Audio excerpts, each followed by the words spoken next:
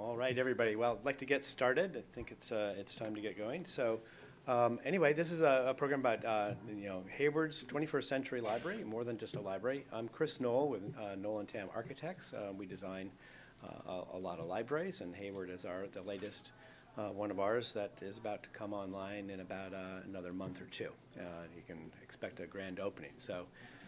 It's a little late in coming. We expected it about 9 months ago, but time is taking its time. So anyway, I'd like to introduce the rest of our team here, who was all part of the conceiving of the project. So I'm Sean Reinhardt. I'm the former director of the Hayward Library for 10 years. I'm now the interim director at Menlo Park Library. And I'm Judy Harrison, president of the Friends of the Library, and I'm also a retired K-12 librarian, so I do know my libraries. My name is Scott Salge. I'm a project manager for Knoll and Tam for the project. So Hayward's new 21st Century Library and Community Learning Center is an innovative resource for a very diverse community. It's going to be about 58,000 square feet. It's 3 stories, constructed on kind of a fairly tight urban site adjacent to a beautiful downtown park where the library currently sits, but which will be converted into a park. It's the most environmentally sustainable building ever constructed in Hayward, and among the largest net zero energy public buildings in the country. The design process involved inspiring the community to sort of inspire the community to aspire to something that's really great for Hayward. It pushes the boundaries of what is included, what kind of spaces and programs are included in a library, and what kind of place the library holds in its community. So this library is symbolic of how a community can shape its own future, embracing diversity, advocating for education, implementing ambitious goals for energy and water conservation, and developing a wide range of partnerships between the community and the city government. So our program today is going to explore how this building was conceived, designed, and created, and the changes that it has brought to its community. And with that, I'll turn it over to Sean.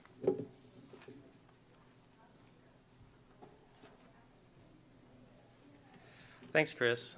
Good morning, everyone. So as I mentioned earlier, I was the director of the Hayward Library for 10 years. Had the wonderful experience and opportunity to be part of this project basically from start to almost finish. It's opening in another month or so. And it was quite a journey. There was quite a bit of groundwork that had to go into this whole process just to get this thing going. And so if I could ask your indulgence, I'd like to do a little visualization, if I could. So if you would please, just picture in your mind, you can close your eyes or not, it doesn't matter, but just get a picture in your mind of your earliest memory of a library. First time you experienced a library. Can you kind of picture it? So what do you see? What's the first thing you see in that visualization? Just shout it out. Books, big fiction area. What else do you see there? Darkness, dim lighting. Okay. And what do you feel about that library that you remember? What's the overriding feeling you have? Excited. Love it. It's warm. Okay. Now let's do a show of hands. What are some things that I'm going to say some things that I think you probably didn't see. So show hands if you did actually see this in your visualization. Did you see people sitting at lounge furniture, sharing a cup of coffee and having a conversation? Did anyone see that in that memory? Did anyone see in that memory dozens of people very intently staring at handheld computers? Did you count the hands? Yeah, there were no hands there for the viewers at home. There were no hands there. Basically, the point here is that people form their perceptions and feelings about the library typically at an early age, and for most of us, everyone in this room, that was some time ago. That was decades ago. And that library, it really doesn't exist anymore. And on top of that, people don't really need that library anymore. But the thing is, and I'm going to share something with you that's a fact that's a little hard to take as library professionals, but most people in our community, they don't use the library. They don't really have a reason to use the library, but they know what the library is, and they have a picture in their mind of what a library is, But for most people, that picture in their mind is what we just did, which was from many years ago, in a place that kind of doesn't exist anymore, and that we don't really need anymore. So people's perceptions of libraries were formed in the past, and the first thing we had to do in Hayward was really address that and help to update people's perceptions of not only what the library is, but what it could be. So here we are with the groundbreaking. We'll start with a really nice celebratory picture. This was in 2015, groundbreaking for the new library. But to get to that point required quite a bit of work in the community. And well, before I show you this slide, I'll just say that to update that perception, you think, oh, we have to just go out and tell people the library's this and we got that. And the thing I'll also tell you is that library staff and professionals are the worst advocates ever for a library. We shouldn't even try to get into the business of advocating about libraries. And I'll tell you why. Because we have a vested interest. And people can see that. We can say all day, forever, we need a new library. This library is too small. You, community of Hayward, should pay for a new library. And people are absolutely not going to want to hear it from us. We're not the messenger for that.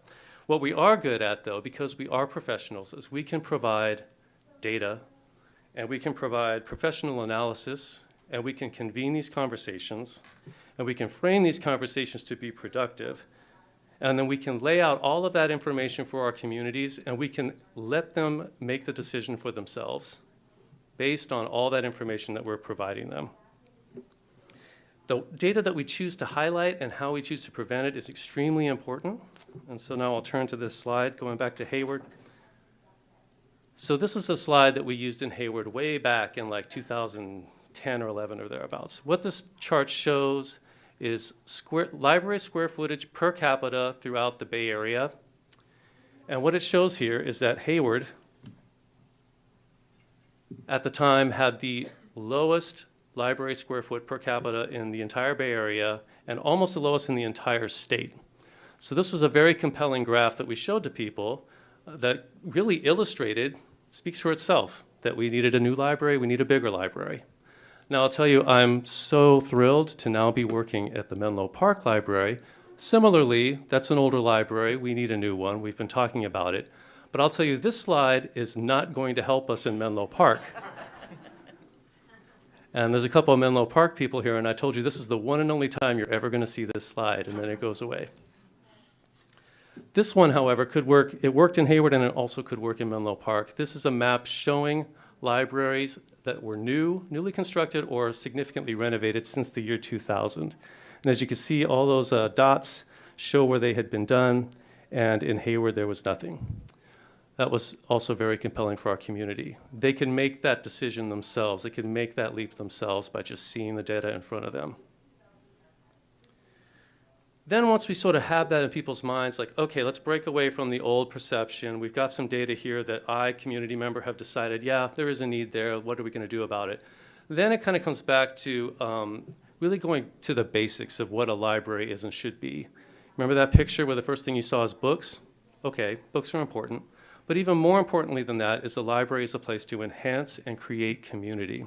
And that can be expressed in the form of books, but it can also be expressed in many other forms, making it more than just a library. And our former city manager, Fran David, she really captured it with this quote here. I won't repeat it. But really having people in key positions who kind of understand that and see the potential for a new library to do more than just that old perception from the past. And then the next thing you do is you really have to ask people their thoughts. You have to lay out that information for them. You have to then listen to them and really take to heart what they're saying and think outside the box ourselves and consider some of these suggestions that people have. Some of them are really off the wall. I'm sure you've heard them. But it's important to understand where people are coming from. But always frame the conversation so it can be successful. So the one example I'll give here is Hayward's Heritage Plaza. So this picture here from 1948 shows this plaza that had been there since the 1800s. This is right in downtown. As you can see, it's really filled with all these mature trees. By 1951, the library had been built in the center of it, and that's the old library. So when we were talking about we need a new library, folks were just picturing a new library in the same site as the old one. We kind of thought that might be a problem for a number of reasons. You didn't want to cut down the trees, there's no parking access, difficult for people who have disabilities or other mobility issues, plus it really hinders the footprint of the building. But people were kind of set on that. So what we did was we said, okay, let's look at the different options. Here are the options for building various new libraries inside the park. Let people know here are the issues that are there with that. We can do it, but here's what it would take. But then we also provided this option, and I'll give credit for this insight to our architects, Nolan and Tam, because there was this site across the street of a parking lot where we could put the new library. And as a bonus, we would get that Civic Plaza back. So you almost get like a 2-for-1. When we presented it this way, and we allowed people to sort of ask questions and make the decision for themselves, the community decided, hey, you know what, we want to move it out of this plaza, we want to have both. And here's some of the benefits of moving out of the plaza. And then just in closing here, before I hand it off to Judy from our Friends of the Library, is that books were still the #1 thing. All these features you see here in the new library, this came from the community of Hayward telling us, here's what we want. And in fact, we ended up adding more books because books still are our brand, and all of these other things that you see here. One thing I really want to point out for the folks in this room is the efficient and open floor plan. It was incredibly important for our community and for us in the library to be able to operate this building, which is twice the size of the old one, with the same number of staff. And we did that by really efficient use of the space, clearing sight lines, and I know Chris is going to talk a little bit about that later. But, so the last thing I'll show you here is you also have to show people the vision. Just talking about it is one thing, showing them data is another thing, but we're visual creatures, so showing them is extremely important. This is where Nolan Tam did a great job. This is a computer visualization of what the new library would look like. As you can see, the before is just this parking lot, very boring. Suddenly this new building. So it's great because we would show this, and we would tell people the library is the tallest building in Hayward because it has the most stories. Thank you very much. I'll be here all week. And here's what it looks like in real life. But as I said earlier, library directors, library staff, we're terrible advocates for the library. We really shouldn't get into that business. But we do have friends, foundations, and others who absolutely are perfect for advocacy. And so please join me in welcoming to the microphone Judy Harrison, our president of Friends of the Library.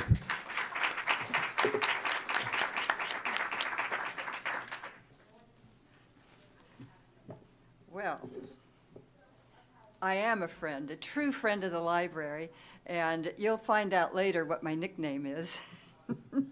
We had to step out of our comfort.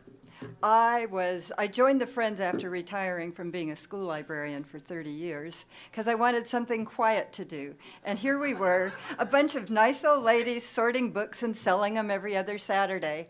Little did I know when they came up with the idea for a brand new library that the Friends and me, the president, would be in charge of a tax campaign to earn money to build a new library. It was beyond my wildest dreams. So we stepped up. We went out to the community. I got my friends. We had about 140 members of the Friends, and I got them to get their friends, and we went out everywhere we could to get help for our brand new library. I mean, everybody gradually was so enthusiastic about it. We were smart enough this time. We had tried this once before, and it didn't work in the 1990s. But this time we got professional help, and we had two mentors, our assemblyman, Bill Quirk, and Sean was my super mentor and made me go out and ask for money, of all things. We formed a PAC called Protect Hayward's Future, and we have never dissolved that PAC. We did that PAC in 2013, 2014, and we still use it. We've used it for several measures to raise money for salaries in Hayward and so forth. So our Protect Hayward's Future PAC is alive and well. In fact, we just won our latest campaign to get more money to pay for more police and so forth. Then we were told we had to raise $80,000.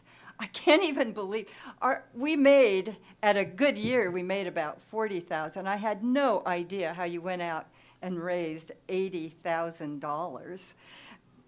But we did. I went to the finance committee meetings every month. The city council was sick and tired of seeing me. In fact, at one point, when I got up to speak for public speaking, the former mayor would go, "Oh my gosh, here comes trouble."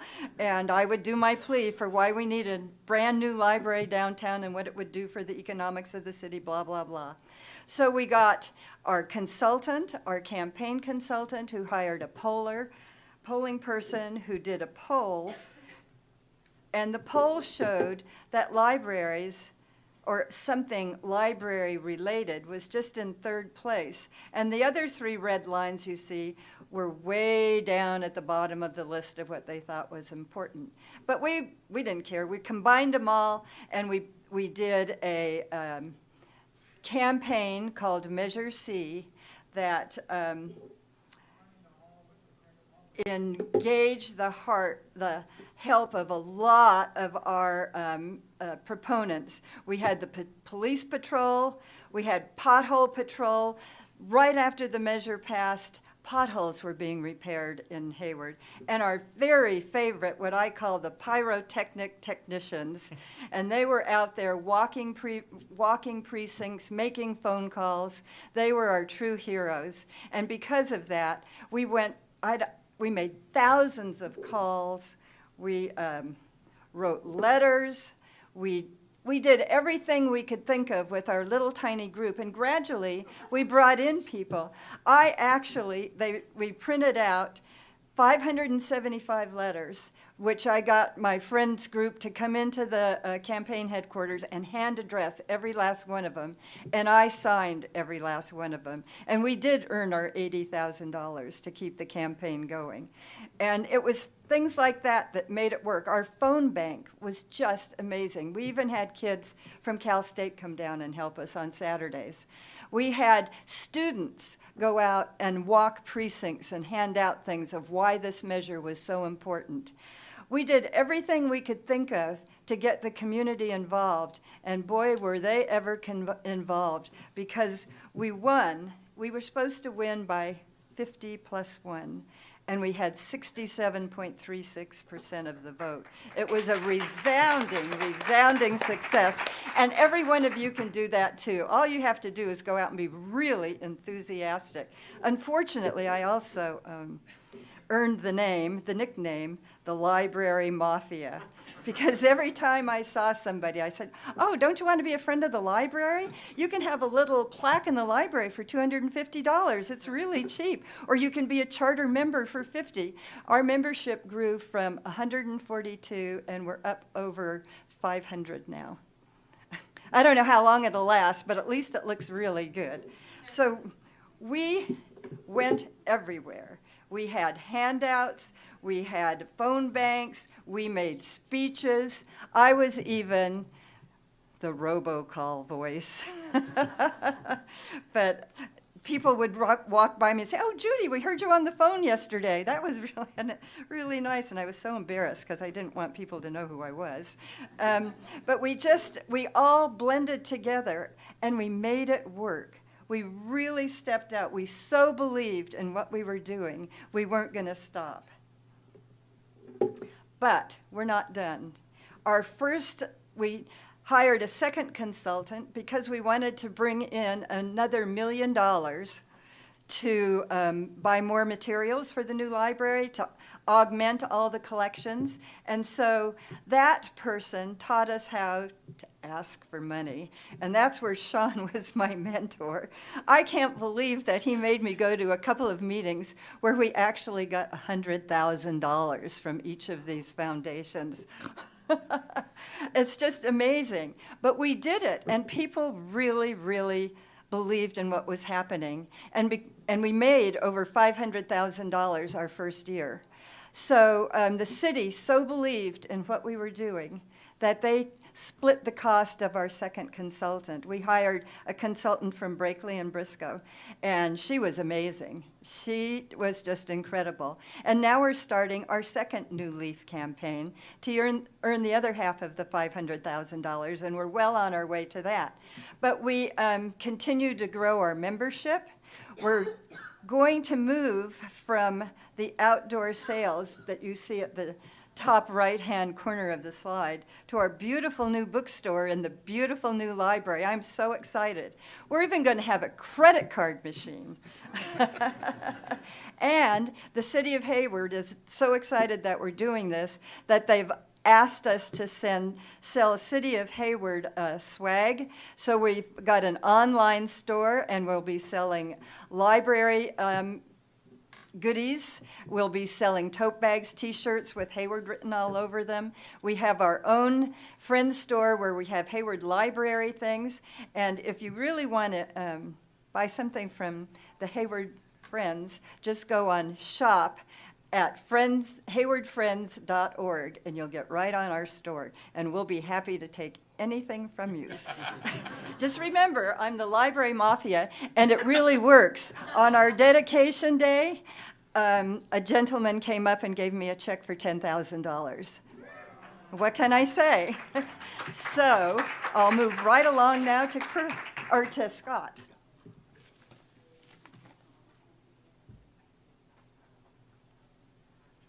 Hi, I'm Scott Salge with Nolan Tam. So we need to stay on the side of the Library Mafia. We have fear of whether to run afoul of their means. We were sort of handed this task from Sean and Judy in the city of Hayward to provide a building that was this icon for the city, really something, the heart of Hayward, everybody could come around. But we were also sort of tasked with creating the most innovative project that we could conceive. And the city of Hayward was so eager to incorporate as many elements as we possibly could for this project that our scope ballooned into a whole world of different things that we didn't anticipate. Hayward is known for its faults.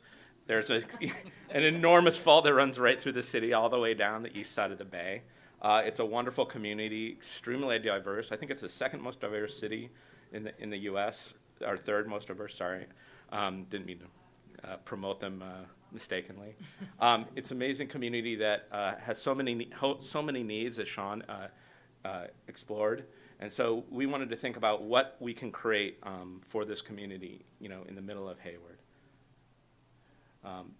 The environmental goals from the city, which had an environmental action plan, said, look, we want to sever the gas line for this building. We want to use no carbon fuels. We want to use all electric. We want to achieve LEED Platinum so that everybody can recognize that this building is doing the things that we said it would do.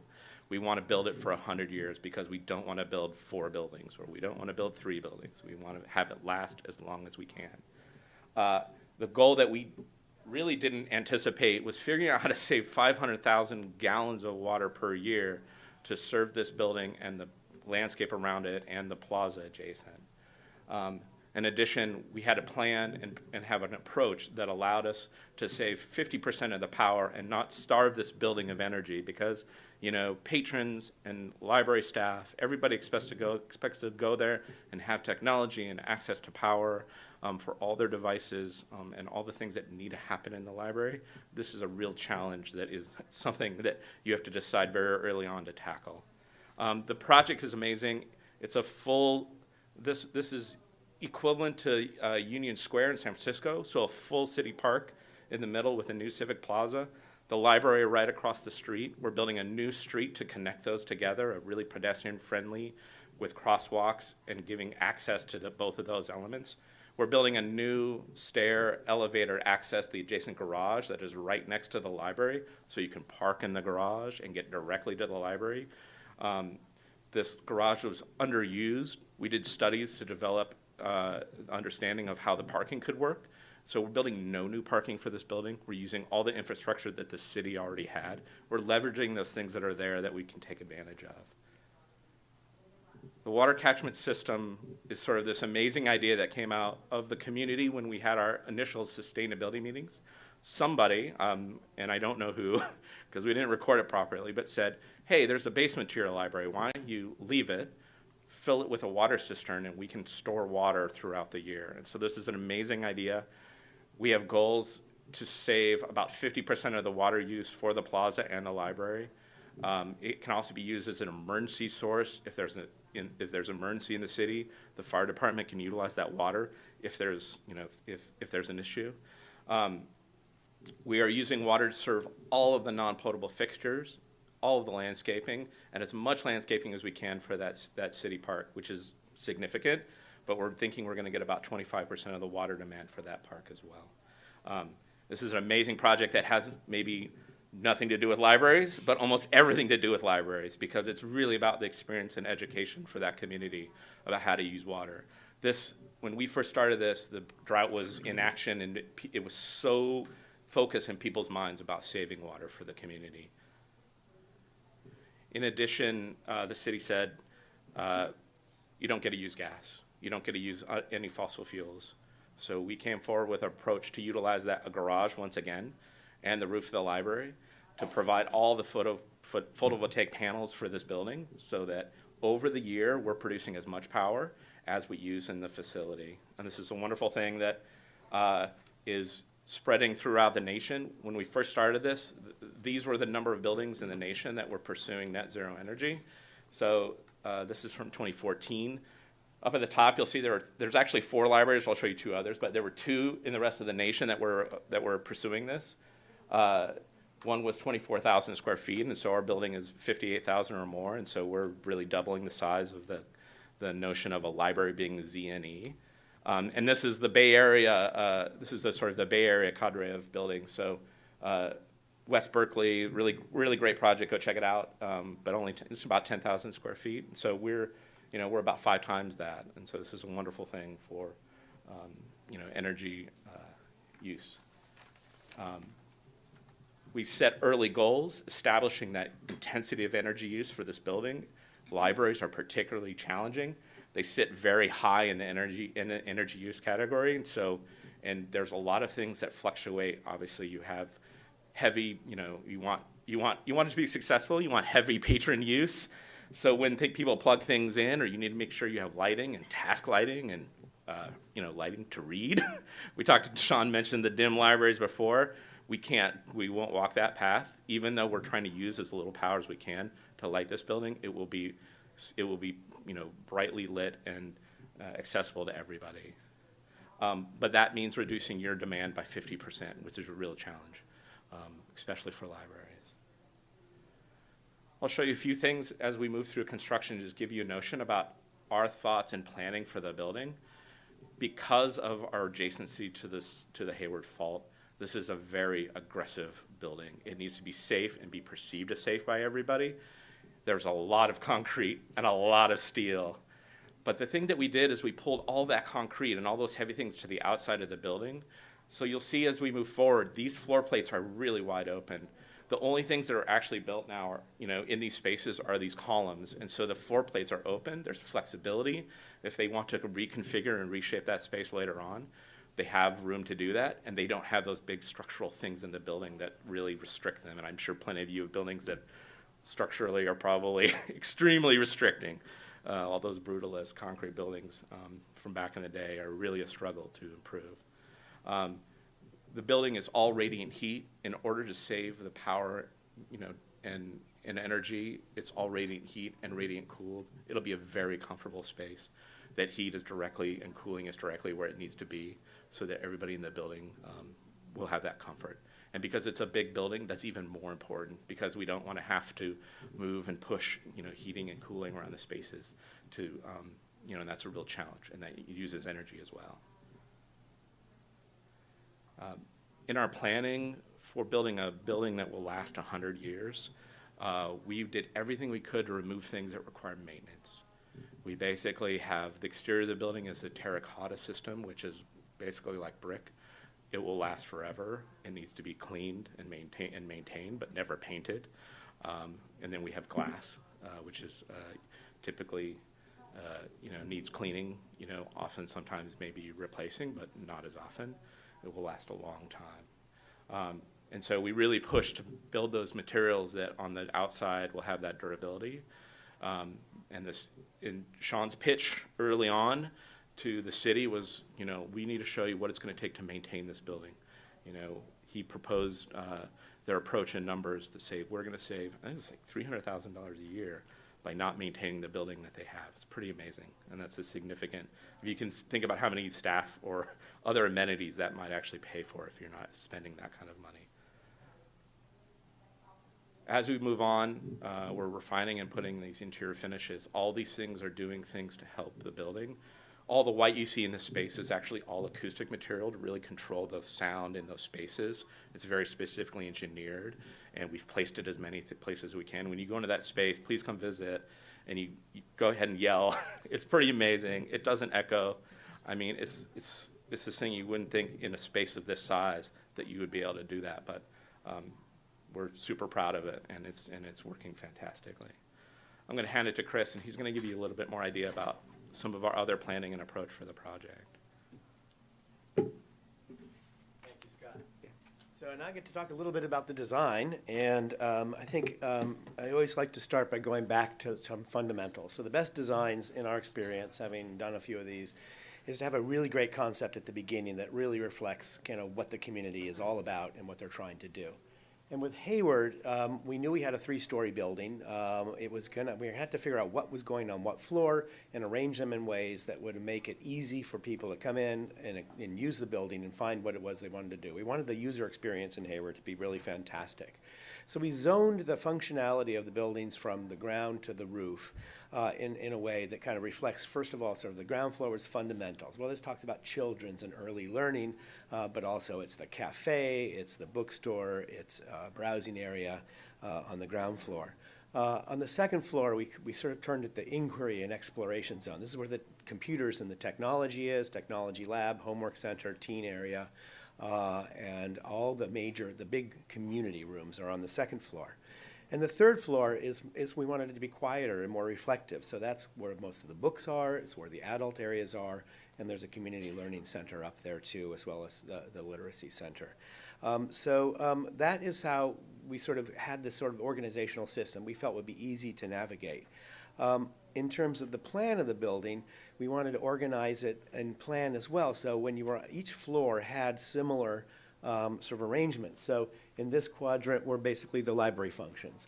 Over in this area were the community functions.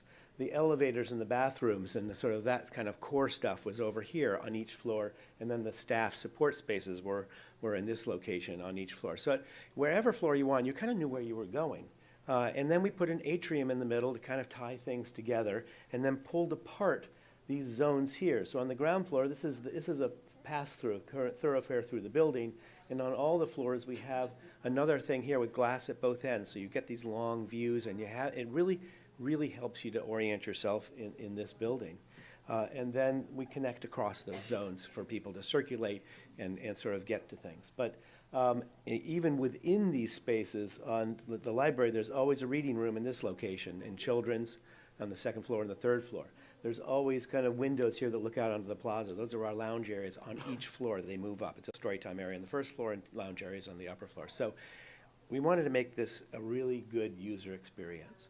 And so the atrium became this idea that linked all these floors together to allow you to see through. And so you can sort of see on the left are the library functions, on the right are the community functions, and in between is a sort of wonderful sort of circulation path in between the two. And people criticized this at the beginning. Well, why do you have an atrium? That's a waste of space. We could fill that in. We could get more square footage. It's a big hole in the middle of our floor plate, and I have to work around it. And sometimes in libraries that can be a real problem. But we came up with a really sort of a matrix here of really good ideas about why the atrium is good. And first of all, it sort of represents the heart of the building, and the building is the heart of Hayward, and Hayward is the heart of the bay. So it's a nice little metaphor that keeps rolling along. This is the heart of our community here. It brings in daylighting. That in order to achieve those kind of energy reductions that Scott talked about, we had to maximize the amount of daylight. And we did a number of very complex studies, daylighting studies, to see how would this building, how would this atrium bring light, funnel light in, and bounce it around all the way down to the first floor of the building. It really helped us on our lighting costs. It also allows us to have natural ventilation, and the visual orientation was, you know, the kind of thing where you'd really be able to tell where you were at all points. So this is a picture of what the atrium looks like now. We're very close to completion of construction, but not quite there. You're standing at the entrance of the park, looking straight through to the entrance at the parking garage. So it's this sort of main street, and that main street, you know, repeats on each floor. It's kind of a main drag. The stairway is this kind of sculptural object that allows people to go up and down and hang out and sit and meet people. And then all the spaces around the atrium sort of look into that. The children's area is just here on the left-hand side, sort of somewhat closed off with a kind of channel glass wall here. But the acoustics, as Scott said, are really working out very well after an inordinate amount of attention to them. So make sure you don't get the result without really paying the attention and actually investing some cash into the systems that have to do it. If you shortcut on things like this, you won't be happy. This is looking up. We feel like, you know, the ceiling and the way the light comes in, it makes this into kind of a really sculptural special place. This is going to become an event space for the community, but it also is something where people are going to come in and just feel kind of like this sort of sense of awe and sort of amazement and really, really enjoy it. This is that sort of looking on the second floor. This shows you how you can see all the way through the building. These are the big picture windows here that look out onto the park. These are the reading rooms that go down. This is our technology area. The teen area is beyond that. You can see books up here, and you can even see down. So Sean's operating this library, the Hayward is operating this library with the same number of staff for a library that's almost 3 times the size of the original. But this kind of transparency and orientation is really something that makes that work. So it's incredibly important that, you know, if you are doing a library, that you use this as one of your principles.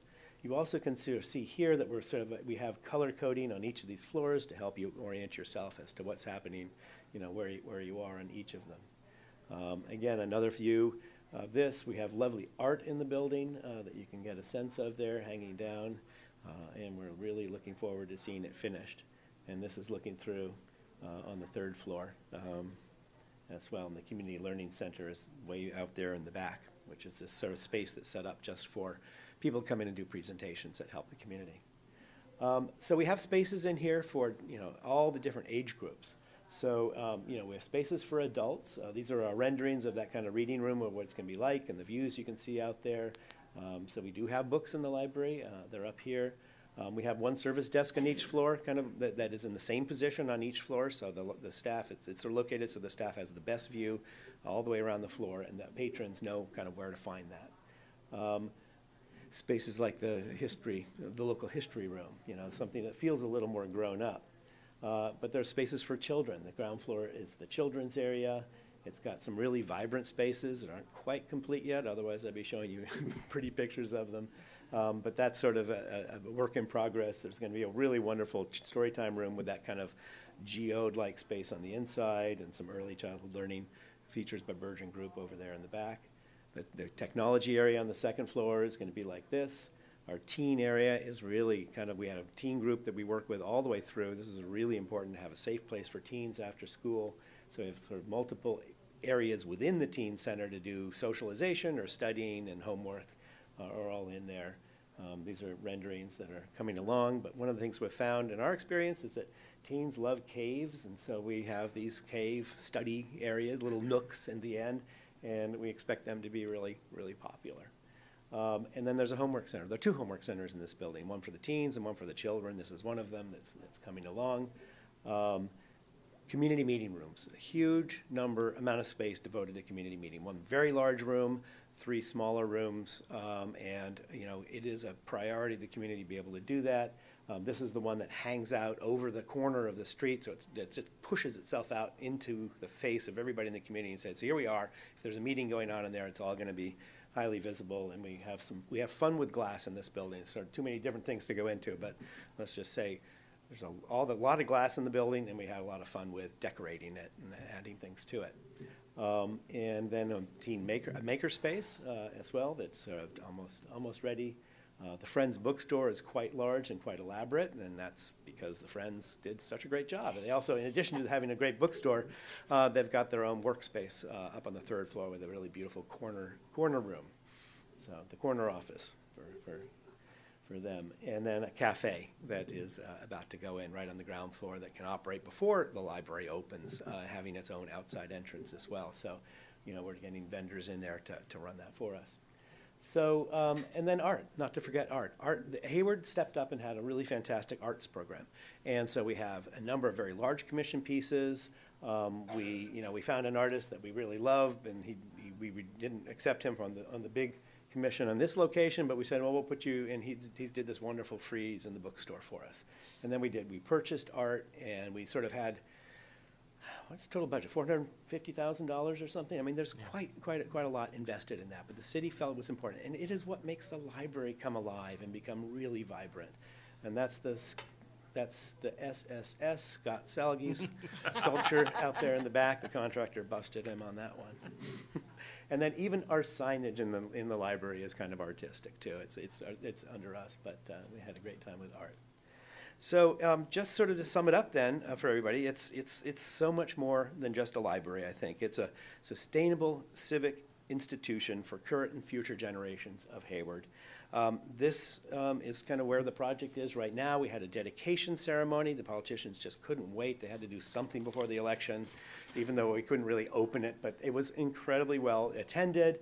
People are very excited. A lot of, really big event going on. This community is just waiting for this library. They've been waiting for it, but they are so excited. And I think that's because of all the effort, that everybody's put into it all the way along. So, the library really is a platform for providing the services to the community that the community wants. And that means that, things will change. Right now, there are a lot of partnerships that are already in place, but there are more partnerships that are going to be developed when people really see what the opportunities are here. There's, Judy's Friends role has increased greatly. The funds that they're raising are increasing all the time. We're not having to spend any money on electricity and maintenance. The city had a resolution based upon the success of this project. It said, okay, we did it. Let's do it for everything now. And it's like, wow, you don't see that anywhere else really in California that I've seen. I think really the priceless amount of value of the community support for this project is really something that really makes a difference. And so, over time, this building's going to evolve and continue to adapt to what it is that the community wants. But I think we feel like it's a really good start. And thank you for your attention. So that's it. So, any questions? Yes. I used to work in San Francisco Main Library for years, and it has the same Atrium design. And there were few suicides there because of that. So, what do you think? Well, I think it's very sad. But, Both of these desires. well, I wouldn't say that somebody, well, I guess suicides happen for a variety of reasons. I don't agree that it's because their atrium is there that people commit suicide. I think that is the problem. We think about that, and we don't do anything that kind of makes it easier for people to think about doing things like that. Yes, in the back. Total cost, about $60 million all in, including the park, and the park was a significant chunk of that. Total number of staff, Sean? Total number of staff in Hayward Library is 43 full-time equivalents, but that includes a branch library as well. So at the main library, it's about 2/3 of that total, about 35 people. Mm-hmm. Yes, sir. So, when you went to the public to get the money for this, you got the 50 million? It was a sales tax measure. So the funding source was a sales tax initiative, adding half a cent, was it? Yes, Half a cent sales tax. That was projected to generate 200 million over 20 years, I think. Correct. It's a 20-year tax, half a penny on the dollar sales tax, local sales tax. It was expected to generate about 10 million per year, but that was in 2014. that they projected that. Now it's pulling in closer to 17 million per year. And it goes to different, Yes, it goes to the general fund, and there was a political promise to spend it on those things that were at the top of the polling: police services, fire, after-school programs for kids and homework centers. That was library and you and only potholes. required a 51. Plus one, yeah, 51. Plus one because it's not property tax. Correct. The threshold was 50% plus one for that, because it's a general tax. But we did achieve 2/3 anyway. Yeah. Yeah. No, it was a heck of a campaign. Overachievers in Hayward. Yes, sir. So your floors are heating and cooling. I love the atrium, and you spoke about sound insulation. How did you handle the airflow? In a sense that is actually achieving it, right? So the question was, if we, in terms of the heating system that has the radiant heating system in the floor, how do we bring in air? So one of the great things about having highly efficient mechanical systems in buildings is that you can spend a lot less on them as well. So not only do you save energy, you can actually save money, because we need fresh air in the building, but we don't need very much of it. You're providing the air that is necessary for people to breathe and have a healthy environment. But in a normal forced air system like this building, you're pushing 10 times that much air to heat it and cool it, and you're using that as well. And that means that you don't have to spend the fan energy to do that, and the ducts are much smaller. We can fit them in much easier, and so there is sort of an air distribution system, and we temper that air as it comes in, so it sort of becomes close to what we want it to be in the room. But we're not trying to heat and cool the rooms that way. It all happens in the floor. Would a system like that work in a more desert type environment? Absolutely. Yeah. Absolutely. Cooling, it depends on how much cooling there is, and there's a limit to how much you can use the floors for cooling, because you'll start getting condensation on it as you hit dew points. But yes, it can be. In those areas, we'd probably be looking at thermal mass as another way of sort of balancing out energy. Yes? Oh, don't press me on this one. It's going to be about a year late, and every time somebody asks me that, I say, I will tell you when I know. But I would guess by January, it would be a likelihood that it will be able to open in January for good, allowing patrons in. The staff has already moved in. They've closed the old library and they've moved in, so the staff is ready to get going. But they're having to wear hard hats to work. Yes, Jane? You said the community rooms are all on the second floor. Can those rooms be used when the library itself is not open? Yes, can the community rooms be used when the library is not open? This was a tricky design problem at the beginning. We had to figure out, originally thought we'd put the meeting rooms on the first floor because that would make it easy, but we couldn't fit the children's area and the community rooms, and some of the staff area on the first floor. So we had a long conversation about that, and we decided we would bring them up. We have kind of soft closure systems, so that there are ways of having sort of simple barriers that will keep people in the zones of the library that are for the community use, and it will be staffed when it's there. So it's a little bit of an honor system. It's sort of soft closures, though, ropes and little panels and things that the fire marshal doesn't object to. But no roll-down gates and things like that, because it's all, people still circulate around the atrium, and then in an emergency, they need to go through those barriers to exit in an emergency. One other thing, though, that the city of Hayward's experimenting with is a security robot, which is currently outside the building, but I can see it serving quite well inside for after-hours events. It's a funny little R2-D2 thing that makes a lot of noise and walks around and talks to you. It's disconcerting. Did you? Yes, yes. Can you say something about the sorts of things that have delayed the So why is the completion being delayed? Scott, you'd be the best person to understand that. I'll answer that question. I'll blame the Bay Area a little bit. Labor has been a real struggle. The city did employ a labor agreement for local labor which has been really challenging. Although there's, there's been so many great Hayward companies providing services for the building. That's been great, but there's just not enough people. And that partially has to do with just the heat of construction in the Bay Area. It's an urban site. We had difficulties with soil day one.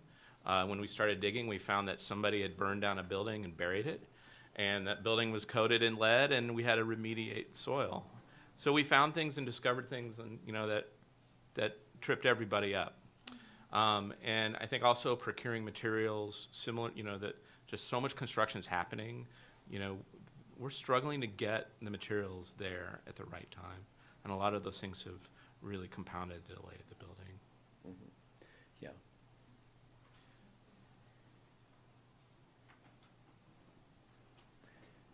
Any other questions? Awesome. Thank you, Okay. everyone. Well, Yeah, thank you very thank much you. for coming.